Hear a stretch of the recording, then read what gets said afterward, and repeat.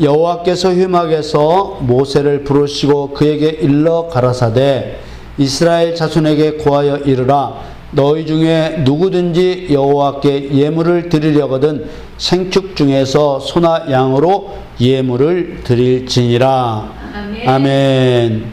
사랑하는 성도 여러분, 예수님께서는 산상수훈에서 율법과 선지자의 글에 대해서 이렇게 말씀하셨습니다. 마태복음 5장 17절에 내가 율법이나 선지자나 폐하러 온 줄로 생각지 말라.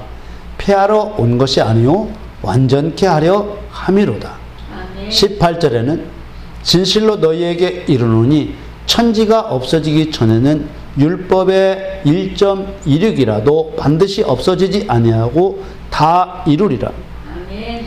17절에 말하는 율법과 선지자는 구약 성경에 기록된 모든 말씀을 의미하는 말입니다.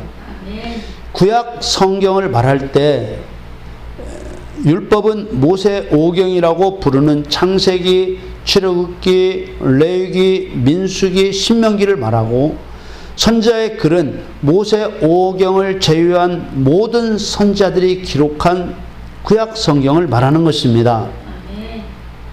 예수님께서 친히 말씀하시기를 구약 성경의 모든 글들이 예수님에 대한 글이라고 밝히셨습니다. 아멘. 예수님이 이 땅에 오시기 전에 기록된 구약 성경들은 예수님께서 그리스도로 이 땅에 오셔서 행하실 일들에 대한 예언이요, 예표요, 모형이요, 그림자라는 것입니다. 아멘. 그런데 예수님께서 율법이나 선지자의 글을 폐하러 온 것이 아니라 완전케 하려 오셨다. 아멘. 이렇게 말씀을 하고 계시는 것이죠. 이렇게 예수님이 말씀하셨음에도 불구하고 구약의 실체이신 예수 그리스도께서 오셨으니 이제 구약은 지킬 필요가 없다고 말하는 사람들이 있는 실정입니다. 17절에 내가 율법이나 선지자나 폐하러 온 줄로 생각지 말라. 폐하러 온 것이 아니요 완전케 하려 함이로라. 예수님께서 완전케 하신다는 의미는 구약 성경과 신약 성경이 하나의 고리로 연결돼야 하고 신약 성경은 구약 성경의 내용들에 대해서 영적인 해석을 내리는 기준과 방향이 되고 구약 성경은 모형과 그림자니까 모형과 그림자로서 신약 성경만으로는 볼 수 없는 영적인 일들을 알 수 있게 한다는 것입니다. 아멘. 성막과 제사에 관한 모든 말씀들도 마찬가지입니다. 구약 성경에 기록된 성막과 제사는 신약 성경의 같은 영적인 뜻과 연결이 되어 있는 것입니다. 아멘. 구약 성경 따로 신약 성경 따로가 아니라 구약과 신약 성경이 연결되어 있다는 거예요. 성막에 대한 신약 성경의 영적인 뜻은 성막과 제사가 과연 무슨 영적인 의미를 가지고 기록된 것인지 알 수 있게 해줍니다. 또 구약 성경의 성막과 제사는 신약 성경에서 일어나는 눈에 보이지 않는 영적인 세계에서 실제로 어떤 일들이 일어났는지 알게 해줍니다. 아멘. 그래서 예수님께서 구약 성경의 율법과 선지자의 강령들을 완전케 하려 하신다고 하셨습니다. 아멘. 그런데 예수님이 사용하신 완전케 한다는 플레로우라는 헬라어 말은 채우다, 가득하게 하다는 뜻인데 이 말을 비유로 사용하실 때에는 충족시키다, 완전케 하다, 성취하다라는 뜻으로 해석합니다. 그러므로 구약의 성막과 제사를 가지고 말해본다면 성막과 제사의 의미는 예수님의 사역을 통해서 완전케 하신다는 뜻이 되는 것입니다. 아멘. 하나님께서 광야에서 제정해 주신 성막과 제사는 임마누엘 하나님을 만날 수 있는 모형과 그림자이고 예수 그리스도가 예언대로 오셔서 그 의미대로 실행하셨을 때 성막과 제사의 의미는 비로소 완전케 되어서 그 말씀을 따라 행한 자마다 여호와 하나님이 계시는 영원한 천국에 들어갈 수 있게 되는 것입니다. 아멘. 그래서 로마서 3장 31절에는 그런즉 우리가 믿음으로 말미암아 율법을 폐하느뇨 그럴 수 없느니라 도리어 율법을 굳게 세우느니라. 아멘. 구약이든 신약 성경이든 한 절 한 절 권위 있는 하나님의 말씀이지만 구원의 방편으로서는 구약의 율법과 신약의 믿음의 행위가 하나가 될 때 하나님의 뜻을 완전히 이룰 수 있게 해 놓으셨다는 것입니다. 아멘. 구약 성경에 나오는 성막과 제사도 신약 성경의 믿음의 행위와 연결고리를 찾아내지 못하면 구약의 성막에 대한 말씀들을 그저 예수님이 오셨기 때문에 지금은 나와 아무런 상관도 없는 옛날 일로 그냥 생각하고 마는 것입니다. 우리가 여기서 정말 유의해야 될 점은 그 누구라도 성막 제사를 드림으로 구원을 받는 것이 아니라 구원을 받았기에 제사를 드린다는 사실입니다. 아멘. 죄인의 구원은 어린 양의 죽음을 통한 유월절 사건으로 단 한 번에 끝난 것입니다.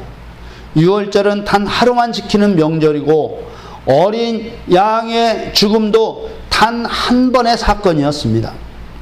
유월절은 반복할 필요가 없는 단 한 번의 사건으로 예수 그리스도의 대속의 죽음을 예표합니다.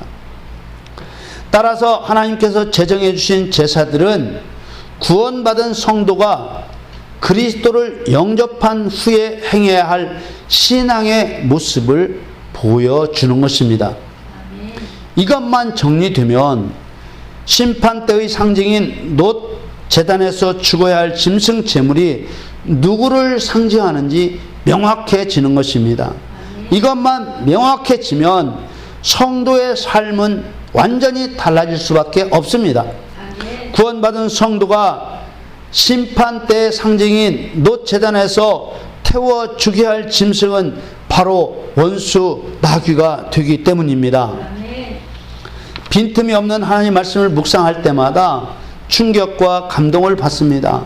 하나 예를 들면 짐승이라는 말, 곧 베이르가 짐승이라는 말인데 이 베이르라는 말은 불타다, 불붙다, 소멸하다는 뜻의 바알이라는 말에서 나왔다는 사실입니다.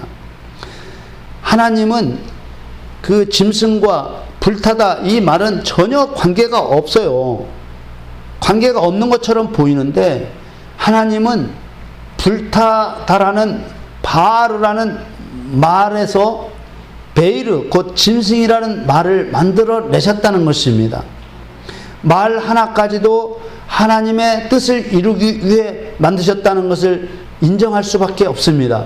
아멘. 이것은 마귀의 상징인 짐승이 불태워져야 된다는 것을 창조 전부터 계획하시고 그 하나님의 뜻을 말에도 새겨 놓으셨다는 의미가 되는 것입니다. 아멘. 이런 거 하나로도 마귀와 죄에 대한 하나님의 뜻이 어떠하신지 알 수 있는 것입니다. 아멘. 제가 성막에 대해 연속으로 말씀을 전하려고 계획하고 지금 5번째 말씀을 전하고 있는데 첫 번째 임마누엘 하신 하나님을 전하고 나서 계속해서 번제단에서 죽어야 할 짐승에 대해서 4번이나 계속 말씀을 전하고 있습니다.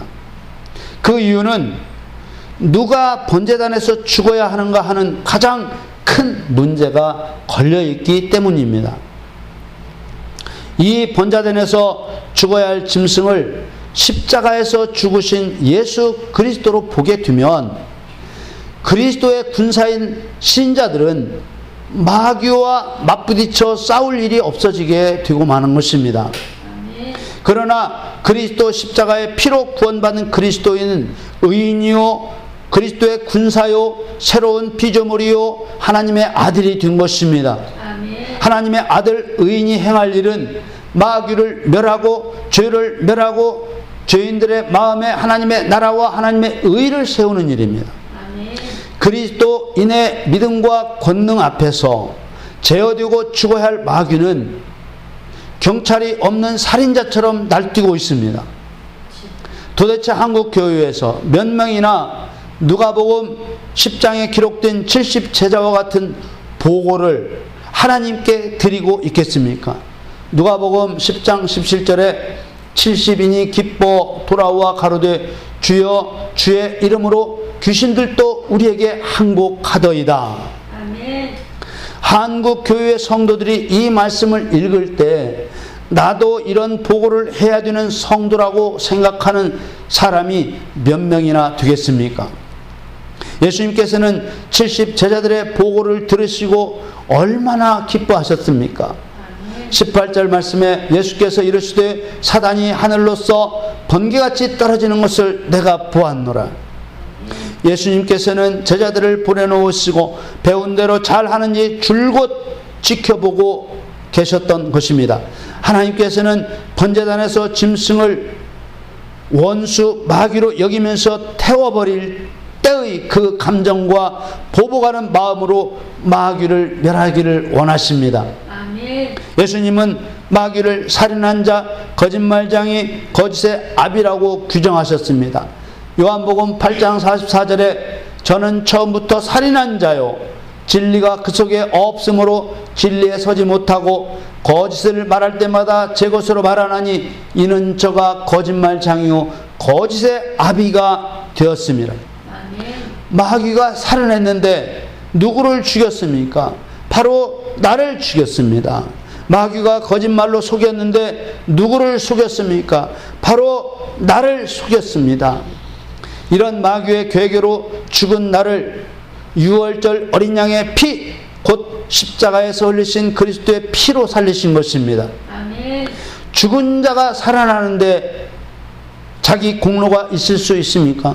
죽은 자가 무슨 힘을 쓸 수가 있겠습니까?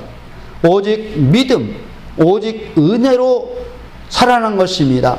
이렇게 살아났으면 나의 주, 나의 예수 그리스도 앞에는 한없는 감사가 있어야 당연한 것이고, 아멘. 나를 죽인 원수, 나를 속인 원수 마귀에게는 심판의 칼을 뽑아야 마땅한 것입니다. 아멘.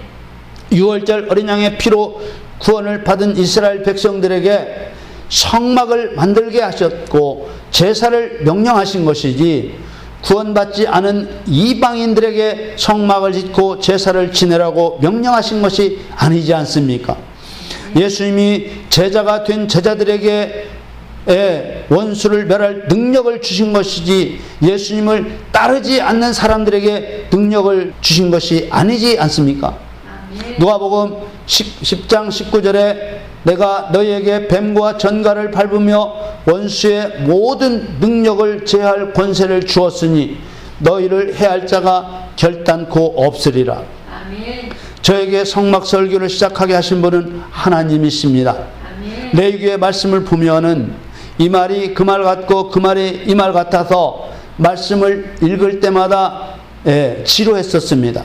그런데 하나님께서 예수님이 행하셨던 귀신을 쫓아내고 병자를 고치고 말씀을 가르쳐 복음을 전파하신 사역의 기본이 되는 레위기의 말씀으로 우리를 인도하셨습니다. 아멘. 성막에서 드리는 제사의 의미를 모르고서는 우리가 모두 도로 지옥 갈 인생밖에 될 수 없다는 마음을 주셨던 것입니다. 아멘. 예수님께서는 귀신을 굴복시키고 돌아온 70 제자들에게 원수를 굴복시킨 일로 너희의 이름이 하늘에 기록되었다고 알게 하셨습니다. 아멘. 20절 말씀에 그러나 귀신들이 너희에게 항복하는 것으로 기뻐하지 말고 너희 이름이 하늘에 기록된 것으로 기뻐하라 하시니라. 아멘. 예수님께서는 제자들이 원수를 굴복시킨 일로 말미암아 하늘의 생명책에 이름이 기록된다는 비밀을 가르쳐 주신 것입니다. 아멘. 배고픈 사자가 먹이를 찾는 것처럼 원수 마귀가 삼킬 자를 찾는다는데 이 마귀의 활동에 대응할 그리스도인들의 활동이 있습니까? 대입 수능시험 대비 특별 새벽 기도회나 하고 있는 기복주의적인 한국 교회가 마귀의 활동에 합당한 싸움을 하고 있습니까? 베드로전서 5장 8절에 근신해라 깨어라 너희 대적 마귀가 우는 사자와 같이 두루다니며 삼킬 자를 찾나니. 아멘. 9절에 너희는 믿음을 굳게 하여 저희를 대적하라. 아멘. 성막의 번제단에서 죽어야 할 짐승을 십자가에서 죽으신 예수님으로 해석하게 되면 그리스도인이 대적해야 할 원수가 희미하게 흐려져 숨어버리는 것입니다. 마귀의 세력을 뱀과 전갈을 밟듯이 짓밟아 심판해야 할 그리스도인들이 신앙생활에서 원수를 놓쳐버리면 평생 영적 소경으로 살아가게 되는 것입니다. 아멘. 그때부터는 복이나 빌어주는 무당 신앙이 되어 미신을 믿는 교회를 만들고 마는 것입니다. 아멘. 예수 그리스도의 십자가의 대속의 피로 구원을 받아 새로운 피조물이 된 그리스도인이라면은 우는 사자같이 삼킬 자를 찾는 마귀와 맞서 싸우고 있어야 되는 것입니다. 아멘. 마귀 쪽에서는 삼킬 자를 찾고 있다고 하나님께서 가르쳐 주셨는데 그리스도인 쪽에서는 마귀가 있는지 없는지도 모르고 마귀가 어떻게 역사하고 있는지 관심도 없고 알지도 못한다면 그 사람은 분명 멸망당할 자요 그리스도인이 아닐 것입니다. 아멘. 5주 전에 시작된 성막 설교가 쉽게 앞으로 나가지 못하고 번제물에서 머무르고 있습니다. 마귀를 번제물처럼 죽여야 할 원수로 보는 눈이 열리지 않고서는 그 인생이 결코 죄에서 벗어날 수 없는 얼치기 신앙이 될 수밖에 없기 때문입니다. 아멘. 마귀가 성도를 잡아삼키려고 부릅뜬 눈보다 더 크게 영의 눈을 부릅뜨고 내 인생에서 마귀가 무슨 짓을 하고 있는지 경계하고 믿음으로 마귀와 싸워야만 되는 것입니다. 아멘. 여러분, 맹렬한 불이 타오르는 성막의 놋 번제단을 맹렬한 지옥불이라고 생각을 고정시키십시오. 아멘. 절대로 다른 말에 귀를 기울이지 마십시오. 분명히 성막의 번제단은 살인자요 거짓말장이요 거짓의 아비인 마귀가 심판을 받는 심판의 불구덩이임을 절대로 양보하지 마십시오. 아멘. 그리고 여러분의 삶에 나타나는 하나님을 사랑하지 않고 하나님을 경배하지 않는 모든 마음을 짐승을 토막내듯이 토막내서 불질러 보십시오. 아멘. 사람을 사랑하지 않고 오히려 미워하고 시기하고 질투하는 생각을 토막내서 불질러 보십시오. 하나님과 멀어지게 하는 생각과 환경, 예배와 멀어지게 하는 생각과 환경, 기도와 멀어지게 하는 생각과 환경을 짐승을 토막내듯이 토막을 내서 불질러 보십시오. 아멘. 그런 모든 원인들을 회개하며 하나님께서 제정해 주신 5가지 제사의 방법을 영적으로 적용하며 싸우면서 과연 여러분들의 신앙과 인생이 어떻게 변하는지 경험하십시오. 아멘. 하나님께서는 성막의 번제단에서 드려야 할 5가지 제사를 제정해 주셨습니다. 5가지 제사는 번제와 소제와 화목제와 속주제와 속건제입니다. 오늘은 이 5가지 제사에 대한 복잡한 설명보다는 과연 누가 제사를 드려야 할 사람인가?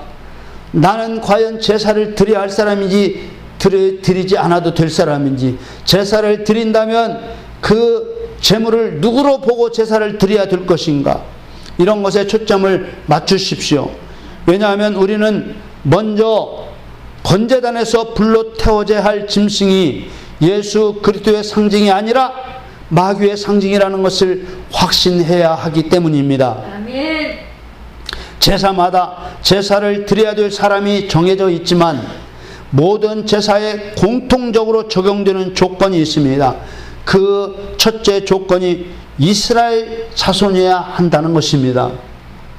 저와 여러분 곧 그리스도인들은 영적 이스라엘 자손이라고 성경은 말씀하고 있습니다. 아멘. 여호와께서는 5가지 제사 규정을 말씀하시는 중에 모세에게 2번 이스라엘 자손에게 고하여 이르라고 하십니다. 한 번은 번제와 소제와 화목제를 말씀하시기에 앞서 말씀하셨고, 또 한 번은 속주제와 속건제에 앞서 말씀하셨습니다. 아멘. 두 번째 조건이 유월절 어린 양의 피로 구원받은 언약 백성이어야 한다는 것입니다. 아멘. 성막의 건축과 성막에서 행해야 할 모든 일은 여호와 하나님과 애굽에서 구원받은 이스라엘 백성 간의 언약에 따라 행하는 일이기 때문입니다. 아멘. 애굽에서 구원받아 나온 이스라엘 백성들이 시내산에서 십계명과 모든 말씀과 모든 율례를 받을 때 제단에 짐승의 피를 뿌리고 번제와 화목제를 드리면서 피의 언약을 맺었습니다. 누구와 하나님과 이스라엘 백성들 사이에. 아멘. 출애굽기 24장 6절 말씀에 모세가 피를 취하여 반은 양푼에 담고 반은 단에 뿌리고, 7절에 언약서를 가져 백성에게 낭독하여 들림에 그들이 가로되 여호와의 모든 말씀을 우리가 준행하리이다.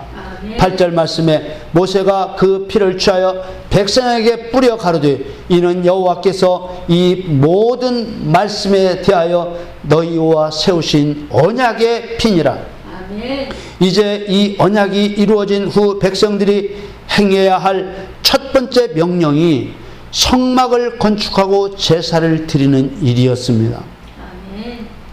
이와 같이 여호와 하나님께 제사를 드려야 하는 사람의 조건이 첫 번째로 이스라엘 자손이어야 하는 것과, 두 번째로 유월절 어린 양의 피로 구원받은 언약 백성이어야 한다는 것입니다. 아멘. 이 두 조건은 예수 그리스도의 피의 대속으로 구원받은 사건의 상징인 유월절 어린 양의 피로 구원받은 백성들을 의미하는 것입니다. 다시 말하면 예수 그리스도를 구주로 영접하여 구원받지 않고서는 마귀를 대적하여 멸할 자격도 능력도 없다는 것입니다. 아멘. 또 한편으로 백성에게 피를 뿌려 언약을 맺었다는 사실은 만일 여호와 하나님과의 언약을 지키지 않았을 때는 죽임을 당하는 짐승처럼 죽게 될 것을 경고하고 있는 것입니다. 아멘. 실제로 이 언약 후에 언약을 파기하고 금송아지 우상을 섬긴 이스라엘 백성들에게 하나님의 진노가 임했었지 않습니까? 이때 그리스도의 상징인 모세의 말이 충격적입니다. 출애굽기 32장 25절에 모세가 본즉 백성이 방자하니 이는 아론이 그들로 방자하게 하여 원수에게 조롱거리가 되게 하였습니다. 아멘. 모세는 이스라엘 백성들이 말도 못하는 우상에게 절하고 섬긴 것이 원수에게 조롱거리가 되었다고 말합니다. 아멘. 이때 원수는 말할 것도 없이 마귀를 상징하는 것입니다. 아멘. 이로 말미암아 피의 언약대로 제사장 지파인 레위 자손들에게 명령해서 우상을 섬겨 조롱거리가 된 백성들 3,000명을 죽였습니다. 출애굽기 32장 28절에 레위 자손이 모세의 말대로 행함에 이날의 백성 중에 3,000명 가량이 죽인 바 된지라. 아멘. 그런데 정말 두려운 말씀은 29절 이어지는 말씀입니다. 29절에 모세가 이르되 각 사람이 그 아들과 그 형제를 쳤으니 오늘날 여호와께 헌신하게 되었느니라. 그가 오늘날 너희에게 복을 내리시리라. 아멘. 우상을 섬겨 조롱거리가 된 아들과 형제들을 죽인 것이 여호와께 헌신하게 된 것이어서 하나님께서 복을 내리실 것이라고 말합니다. 아멘. 헌신하게 되었다는 말은 하나님께서 만족해 하셨다는 말입니다. 아멘. 그리스도인들은 언약 백성들입니다. 아멘. 언약 백성이 여호와 하나님 앞에 가지고 나가야 할 피는 예수 그리스도의 피가 아니라 원수 마귀의 피입니다. 아멘. 예수 그리스도의 피는 십자가의 피 한 번으로 충분합니다. 구원받은 백성이면 누구나 피를 흘려 땅을 더럽힌 원수 마귀의 피를 가지고 여호와 하나님 앞에 나가야 되는 것입니다. 아멘. 구원받고 난 후에 허물과 죄를 용서받기 위해서도 그 죄를 범하게 한 원수 마귀의 피를 가지고 여호와 하나님 앞에 나가야 하는 것입니다. 아멘.